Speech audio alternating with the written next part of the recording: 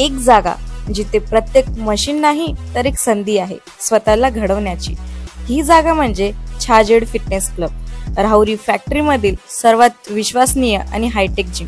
महिलांसाठी स्वतंत्र batches and trainers, 100% safe and positive environment, AC सह पूर्ण सुविधा असलेली जिम, hitech equipments, full body workout साठी योग्य। तर यायचं कुठे आहे?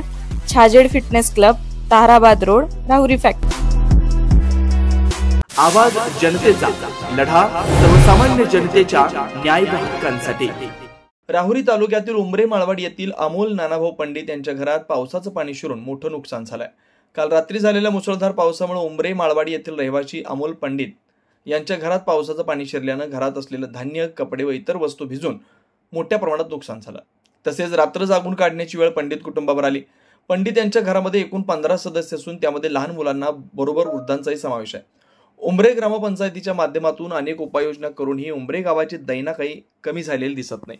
अनेक ठिकाणी अक्षरशः मोठमोठे खड्डे पडलेत। गावामध्ये अनेक ठिकाणी अतिक्रमण झाल्यामुळे रस्त्याच्या कडेला कुठेही साईडपट्टी राहिलेली नाही। त्यासाठी उमरे ग्रामपंचायतीनं तातडीनं अतिक्रमण काढून रस्ते मोकळे करावेत, तरच कुठेतरी भविष्यात अशा घटना घडणार नाहीत।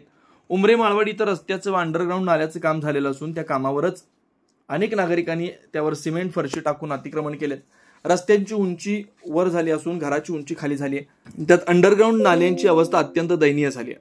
अनेक ठिकाणी नाल्या ब्लॉक झाल्यात, त्यामुळे नागरिकांच्या घरात पाणी जाण्याचं प्रमाण वाढलंय।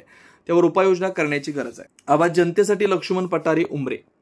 रात्री 2 वाजता जो पाऊस चालू झाला होता, त्या पावसाने आमच्या घरात पूर्णपणे पाणी शिरलं होतं।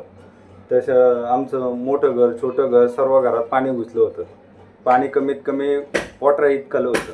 तर त्या पाण्यामुळं आमचं घर रात्री सारं अस्तव्यस्त झालेलं। घरामध्ये बारकाले 4-5 मुलं आहेत आमच्या, आणि आई वडील, आम्ही भाऊजाई, बायको, मी, आम्ही 10-15 माणसं एकाच घरात राहतो। तर रात्री पूर्ण रात्रभर आम्ही या पाण्यात बसून राहिलेलो होतो। आमच्या जे दारासमोरील रस्ता आहे, तर रस्त्याला आत्तापर्यंत कुठलीही नाली वगैरे काहीच नाही आहे, आणि घरातून बाहेर पाणी निघायला कुठलाही मार्ग नाही आहे। तर रात्रीचं पूर्ण पाणी घरात साठल्याने आमच्या घरात जी परिस्थिती निर्माण झाली होती ती एकदम भयानक होती। रात्री जो काय मुसळधार पाऊस झाला, त्यामध्ये माळवाडी असन, त्यामध्ये अनेक घरामध्ये पाणी शिरले। तरी सदर ग्रामपंचायतने अनेक ठिकाणी नाल्याचे काम अर्धवट राहिलेले आहेत, ते काम पूर्ववत करून द्यावा। नवनवीन घडामोडी आणि सत्य बातमी पाहण्यासाठी आजच आमच्या YouTube चॅनलला सबस्क्राईब करा, शेअर करा आणि लाईक नक्की करा।